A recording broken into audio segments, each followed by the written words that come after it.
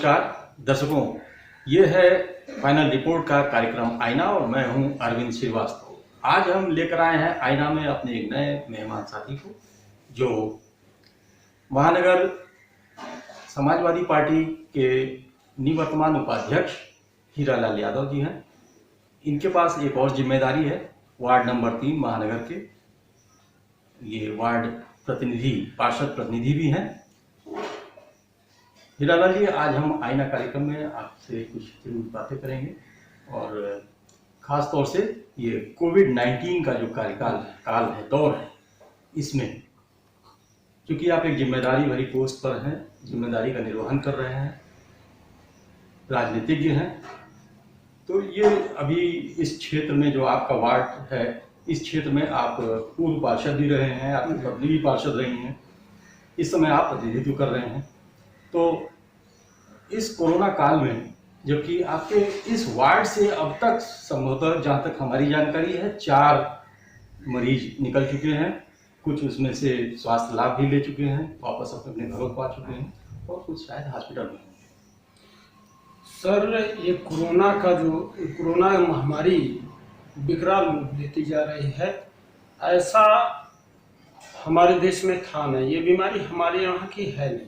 बीमारी तो जहाज से आई और जहाज से आने के बाद इस बीमारी को जब प्रथम एक मरीज मिला, केरल में एक महिला मिली, उसी टाइम अगर हमारे देश के लोगों ने जहाज की उड़ान, जो इंटरनेशनल उड़ानें हैं, अगर रोक लिया होता तो संभवतः हमारे देश में आज कोरोना ना होता।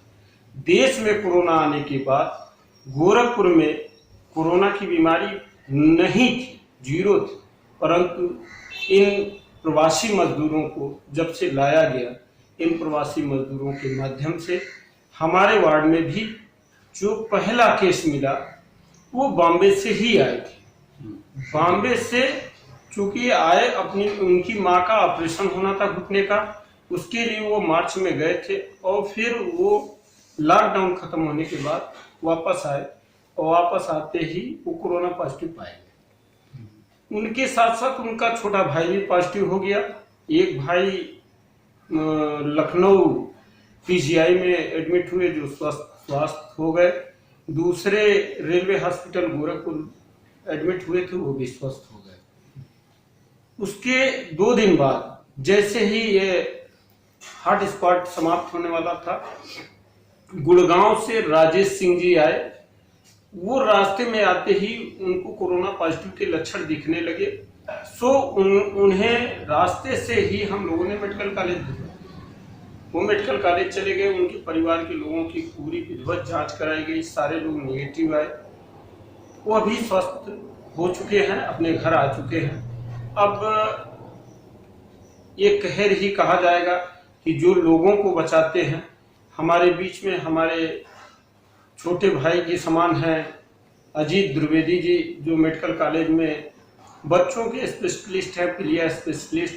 वो उनकी ड्यूटी कोरोना हॉस्पिटल में लगी थी। संभवतः उन्हें कल चेक किया गया और वो भी कोरोना पॉजिटिव आ गए, उन्हें भी मेडिकल कॉलेज एडमिट किया गया। मैं भगवान से यह प्रार्थना करूंगा कि वह भी सही सलामत स्वस्थ होकर अपने घर वापस आए। ये केंद्र सरकार और खासतौर से प्रदेश सरकार, जैसा कि तमाम वायदे किए गए हैं, दावे किए गए हैं कि जो भी, जैसे अभी आपने एक बात कही कि प्रवासी मजदूरों को लाया गया वहाँ से, हर देश के हर कोने से एक दूसरे से पहुँचाया गया। शायद उसकी ज़रूरत रही हो, इस पर हम नहीं जाना चाहेंगे, लेकिन जहाँ तक बात है उनके राशन वितरण की, उनकी सुख सुविधाओं की, तो चूँकि आप जनप्रतिनिधि हैं, बड़े करीब से इन सारी व्यवस्थाओं को आप लेते होंगे और वहाँ तक पहुँचाते होंगे। तो राशन वितरण, प्रवासी मजदूरों के लिए जो नकदी की व्यवस्था थी, उनके लिए जो राशन वितरण था, और जो प्रदेश सरकार ने दावा किया है, कर रखा है, उन्हें हम रोजगार भी देंगे प्रवासी मजदूरों को, इस पर बात करते। सबसे पहले तो मैं आपसे एक चीज बता दूं कि जो प्रवासी मजदूर आए, गवर्नमेंट ने बड़े बड़े दावे किया कि मैं सारे प्रवासी मजदूरों को बाय ट्रेन, बाय बस लाया, जबकि यह गलत है। लाखों करोड़ों की संख्या में प्रवासी मजदूर बेचारे पैदल चले और 15-20 दिन लगातार पैदल चल के अपने गंतव्य स्थान तक पहुंचे। हाँ, इसमें कुछ सरकार ने भी मदद किया, जो बाद में जब देखा कि ये पैदल चल दिए और इससे सरकार की किरकिरी होने लगी, तब सरकार ने अपनी रेल चलाई और बस चलाई, उससे उन्होंने बुलाया। सरकार के द्वारा केवल माननीय प्रधानमंत्री जी ने जो अन्न दान की व्यवस्था बनाई थी 5 किलो पर व्यक्ति, वो 3 माह चला। लेकिन माननीय मुख्यमंत्री जी ने इसी बीच में कहा कि जब जिसके पास राशन कार्ड नहीं होगा, हम सबको राशन देंगे और आधार कार्ड पे देंगे। मैं आपको दावे के साथ कह सकता हूं, मेरे पास पूरी रिकॉर्ड है कि मैंने आधार कार्ड की सारे लोगों की फोटोकॉपी मंगा के और जिला अधिकारी महोदय को भेजा, लगभग 340 के आसपास। परंतु उन 340 व्यक्तियों को एक भी व्यक्ति को आधार कार्ड पे राशन नहीं मिला। 340 व्यक्ति वो हैं जिनके पास आधार कार्ड था, जो बाहर से आए थे। हाँ, जो काफी लोग बाहर से आए थे और कुछ लोग यहाँ के थे पहले से, जो मजदूर थे, वो उनके पास राशन नहीं था। ऐसे लोगों को मैं आपसे एक चीज कहना चाहूंगा कि 1 से 2 दिन आदमी भूखे नहीं रह सकता है। ऐसे लोगों को 15-15, 20-20 दिन के बाद भी अगर राशन नई गवर्नमेंट दे पाती है तो यह गवर्नमेंट फिलौल मानी जाएगी। यह गवर्नमेंट की कमी है, गवर्नमेंट के अधिकारियों की कमी है। ऐसी सूरत में जब लोग मेरे वहां आके लाइन लगा दिए, लगे चिल्लाने कि हम भूखों मर रहे हैं, सरकार कह रही है हम राशन दे रहे हैं, आप राशन दिलाइए। हमने काफी प्रयास किया, नहीं मिला तो अपने व्यक्तिगत स्रोतों से उन्हें 10 किलो आटा, 5 किलो चावल, दाल, सब्जी, जो बन पाया, जितना बन पाया, हमें अपने स्रोतों से हमने उनको थोड़ा थोड़ा करके दिया और उन्हें जिलाया। जो आप कह रहे हैं कि सरकार की तरफ से मिलना चाहिए था वो नहीं मिला, आपने अपने स्रोतों से मुहैया कराने की कोशिश किया, बल्कि दिया। इसमें कुछ जन सहयोग भी मिल पाया आपको? जी, इसमें कुछ जन सहयोग में, जैसे हमारे वहाँ के कुछ दुकानदार, जैसे जो हमारे वहाँ के दुकानदार थे, हमने उन्हें बुलाया, उनसे हमने कहा भाई अकेले हम कुछ नहीं कर सकते, अगर आप सभी का सहयोग हो जाए तो यह मदद हो सकती, जिसमें उन लोगों ने भी हल्का फुल्का मदद किया और उन सभी के मदद से हमने उन तक मदद पहुंचाई। साथ में एक चीज और बता दें सर आपको, गवर्नमेंट ने कहा था प्रवासी मजदूरों को कि हम 1000 रुपया देंगे। वो 1000 रुपया हमको लगता है कि 40% लोगों के खाते में आया, 60% लोगों के खाते में नहीं आया। दूसरे गवर्नमेंट ने 60-40 की बात कर रहे हैं या पूरे जनपद की या सिर्फ अपने वार्ड की? नहीं, मैं केवल अपने वार्ड की, इस नाते कि मैं यहाँ के बारे में जान रहा हूँ, यहाँ के बारे में लगातार मॉनिटरिंग कर रहा हूँ। दूसरी चीज, इन्होंने कहा था कि सारे प्रवासियों को मैं उनकी क्वारंटाइन पूरा होने के बाद 14 दिन बाद उन्हें किट दूंगा, राशन की किट। एक भी प्रवासी को अब तक मेरे वार्ड में राशन की किट नहीं मिली है, मैं पूरे दावे के साथ कह सकता हूं। और जहां चाहे, जिस जगह चाहे, मैं सारे लोगों को इकट्ठा भी कर सकता हूं। ये स्थिति है गवर्नमेंट की। अच्छा, अब बात करें वार्ड नंबर 3, आपका वार्ड है जी। देखने में महानगर का के 70 वार्ड हैं, लेकिन भौगोलिक दृष्टिकोण से काफी विस्तार है, फैला हुआ ये वार्ड है। जी। तो इसमें विकास की बहुत सारी संभावनाएं हैं। पिछले वजह हमको लगता है कि करीब 14-14.5 सालों से आप करीब से यहाँ के विकास को देख रहे हैं, लेकिन जहाँ विकास होना चाहिए था, जो बहुत महत्वपूर्ण था, जो मुख्य रूप से जो मेन प्रोजेक्ट था, वो भी रुका हुआ है। ऐसा क्यों? एक्चुअल में आप देखिए, कोरोना काल की वजह से है ना, कोरोना काल की वजह से यह विकास नहीं रुका। ये तो जब गवर्नमेंट आई, आपने देखा होगा कि इस गवर्नमेंट के पहले कितनी तेजी से इस वार्ड का विकास हो रहा था। इसी वार्ड का नहीं, मैं कह सकता हूं कि महानगर के 70 वार्ड का विकास हो रहा था। लेकिन जैसे ही गवर्नमेंट आई, गवर्नमेंट ने सबसे पहला काम किया कि जो पूर्व गवर्नमेंट की एक योजना थी, नगरीय सड़क सुधार योजना, इन्होंने उस योजना को ही समाप्त कर दिया। एक योजना थी जल भराव, जल निकासी के लिए नालों की, उस योजना को इन्होंने समाप्त कर दिया। और समाप्त करने के बाद ये कोई योजना नहीं बना पाए अभी तक, जिसके नाते यह सरकार का पैसा किन्हीं योजनाओं के माध्यम से ही जाता है। दूसरी बात, जो 2016 और 17 में ठेकेदारों ने काम किया था, उन ठेकेदारों का पेमेंट अभी तक नगर निगम नहीं कर पाया, जिससे अन्य काम, जो नए काम हैं, वो अभी कार्य शुरू ही नहीं हुए। ये नगर निगम की स्थिति है। नगर निगम 20,000 का क्रॉस बनाने की हैसियत में नहीं है साहब। अभी मैं पिछले शुक्रवार को मिला, वह मिलने के बाद नगर आयुक्त साहब को मैंने लिख के 5 क्रॉस के दिए थे। मैं क्रॉस का नाम आपको बता रहा हूँ, दिव्य नगर के ही क्रॉस है। एक रामायण राव पार्क के पास 2 क्रॉस हैं जहां रास्ता बंद है, पत्थर उजड़ा हुआ है। श्री राम पार्क के पास एक क्रॉस है जहां आदमी आना जाना बंद है। इस तरह से करके एक इंजीनियरिंग कॉलेज के पास बहुत बड़ा क्रॉस है जो टूटा है, वहां तमाम खतरे बने हुए हैं। इस टाइप के काम जो मुश्किल से 15-20 हजार 30 हजार के काम है, वह काम नगर निगम नहीं कर पा रहा है। तो विकास तो बहुत बड़ी बात आपने कह दिया, कहाँ से विकास होगा। हीरालाल जी, आपका परिचय हमने अपने दर्शकों से जब कराया तो हमने ये भी बताया कि समाजवादी पार्टी के निवर्तमान उपाध्यक्ष हैं। तो थोड़ी बात उस पर भी कर लें कि राजनीतिक परिदृश्य के बारे में आज के ताजा हालात क्या है, इस समय समाजवादी पार्टी का रुख क्या है और क्यों आम जनता को भी लगता है कि थोड़ा शांत है। नहीं सर, ऐसा कहने हमारे राष्ट्रीय अध्यक्ष जी आपको हर पल पल पे अपनी बातों से अवगत करा रहे हैं अपने ट्विटर के माध्यम से, क्योंकि ये कोरोना काल में कोई भी एक बड़े नेता अगर बाहर निकलते हैं तो भीड़ इकट्ठी होगी। ऐसे सूरत में माननीय राष्ट्रीय अध्यक्ष जी पूरी तरह से नियमों का पालन करते हुए, घर में रहते हुए और ट्विटर के माध्यम से, फेसबुक के माध्यम से, व्हाट्सएप के माध्यम से तमाम जनता को अपना संदेश जो दे रहे हैं सरकार के विपरीत। सरकार कर क्या रही है साहब? सरकार अगर बहुत अच्छा करती तो इतनी बड़ी बड़ी घटनाएं इस प्रदेश में हो रही हैं, ऐसी घटनाएं नहीं होती। सरकार फुल प्रूफ कहती थी कि 0 टॉलरेंस अपराध होगा, मगर मैं आपको दावे के साथ कह सकता हूं कि पिछली सरकार की तुलना में और इस सरकार की तुलना में अपराध ज्यादा बढ़े हैं। थानों में कमीशनबाजी ज्यादा बढ़ी है, अधिकारियों में डिक्टेटरशिप ज्यादा आई है।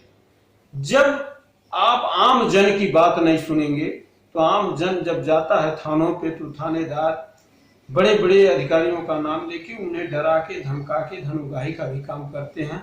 और इस माध्यम से किसी भी छोटे से छोटे आदमी को जितना दबाएंगे आप, जिस तरह से एक स्प्रिंग को दबाया जाता है और जब छोड़ा जाता है तो स्प्रिंग अपनी जितनी तेजी से आपने दाबा होगा उसके 10 गुना तेजी से वो छिटकती है, उसी प्रकार जिस तरह से जनता को दबाया जा रहा है। और तमाम नेताओं को अभी हमने बोला, उसके बाद तुरंत एक अधिकारी आता है और कहता है मैं आपको इसमें फंसा दूंगा। आपको मालूम भी होगा, आप लोगों के माध्यम से तमाम ऐसे हमारे पत्रकारों ने जो सच चीज दिखाया उनके खिलाफ मुकदमा लिख दिया गया। मिड डे मील का मामला था, खाने में कीड़े का मामला था, ऐसी चीजें जो हमारे पत्रकार साथी दिखा रहे हैं उनके खिलाफ भी मुकदमा लिखा जा रहा है। ये तो हिटलर शाही वाला मामला हो गया कि हम जो चाहेंगे वही होगा, बाकी कुछ नहीं होगा। तो ठीक है, जनता सब देख रही है, जनता सब देख रही है। और राष्ट्रीय अध्यक्ष जी ने हम लोगों के माध्यम से कहा इस लॉकडाउन में कि कोई भी आदमी भूखों न मरे। हमारा कार्यकर्ता जो जितनी क्षमता में है उतनी क्षमता में जनता को खिलाए। और मैं दावे के साथ आपके चैनल पे कह सकता हूं कि राष्ट्रीय अध्यक्ष जी के हर बात का अक्षरशः पालन समाजवादी पार्टी के पूरे प्रदेश के कार्यकर्ताओं ने पूरी ईमानदारी से किया। जिसके पास जितनी क्षमता थी उसने जनता को खिलाया। देखिए, इस लोकतांत्रिक देश में कहीं भी किसी को भी दबाया नहीं जा सकता है, रोका नहीं जा सकता है, जैसा कि आपने बताया। एक चीज और है जो तमाम लोगों ने, हमने ही नहीं तमाम लोगों ने देखा है कि समाजवादी पार्टी का जब कार्यकाल था कहीं कहीं कुछ खास मुद्दों पर हल्ला बोल का कार्यक्रम बड़ा आपका प्रचलित कार्यक्रम रहा है, चलता रहा है। वो अपनी सरकार में भी हल्ला बोल चल रहा है, लेकिन आखिर क्या वजह है? अगर हर जगह भ्रष्टाचार है और हर जगह बेईमानी है तो फिर समाजवादी पार्टी शांत क्यों है? नहीं सर, शांत कहीं नहीं है। पिछले 17 के बाद से ऐसा लगता है कि या तो कोई खास वजह है, कौन सी वजह है ये तो पार्टी के लोग अभी आपको हम बता ही रहे हैं कि अभी ये कोरोना काल के पहले हमारे वहाँ एक धरना प्रदर्शन हुआ था महंगाई के नाम पे। अभी जस्ट तेल महंगाई के नाम पे धरना प्रदर्शन हुआ है, ज्ञापन दिया गया है। हम अपनी बात हर तरह से सरकार तक पहुंचाने का प्रयास कर रहे हैं, सरकार को बताने का प्रयास कर रहे हैं, जनता के बीच में संदेश देने का प्रयास कर रहे हैं। हम ऐसा नहीं है कि कहीं हमारी पार्टी बैठी है, पार्टी के मुखिया भी वह काम कर रहे हैं और पार्टी के कार्यकर्ता भी जनता की बात को सरकार तक पहुंचाने के लिए बराबर लड़ भी रहे और यह कार्य लगातार करेंगे। चलिए, चलते चलते जब आपने, जैसा कि आपने अपराध पर बात किया कि अपराध पहले की अपेक्षा बहुत ज्यादा है, अभी विकास दुबे पूरे देश ही नहीं विश्व के लिए 11 पर ज्यादा नाम हुआ, मारा गया, वो इतिहास बन गया। लेकिन विकास दुबे के प्रकरण में भी अखिलेश जी की जो टिप्पणियां आई उस पर भी कई सवाल खड़े। हम आपको एक इतनी आसान सी टिप्पणी, अखिलेश माननीय राष्ट्रीय अध्यक्ष जी ने कहा कि गाड़ी नहीं पलटी, सरकार पलटने से बचाएगी।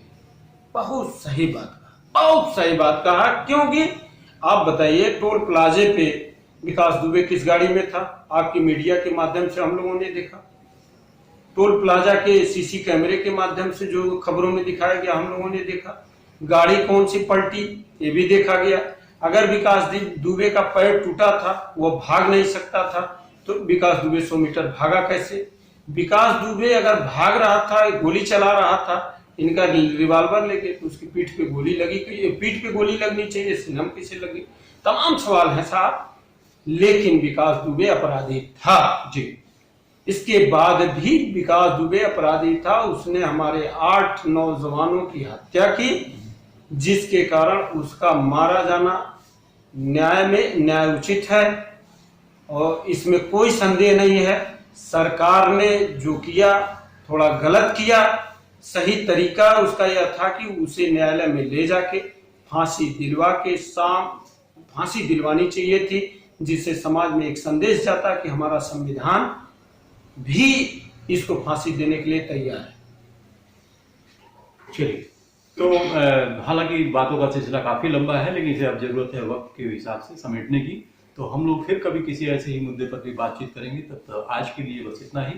तो दोस्तों, कैसा रहा हमें आप जरूर इत्तला करें। आज की इस बातचीत में आईना में हमारे साथ हीरालाल यादव जी, समाजवादी पार्टी के निवर्तमान उपाध्यक्ष महानगर, इनसे हम लोगों ने बात की, बहुत सारी बातें की, बहुत ही सारी गंभीर बातें की इन्होंने बताया। और खास तौर से कोरोना काल में जिस तरीके से इन लोग घुस कर काम कर रहे हैं और अपनी सेहत को भी बचाते हुए, अपने लोगों की सेहत को बचाते हुए काम कर रहे हैं, ये बड़ा गंभीर विषय है। तो हम सभी की इनके लोगों के साथ हमारी शुभकामनाएं हैं। नमस्कार।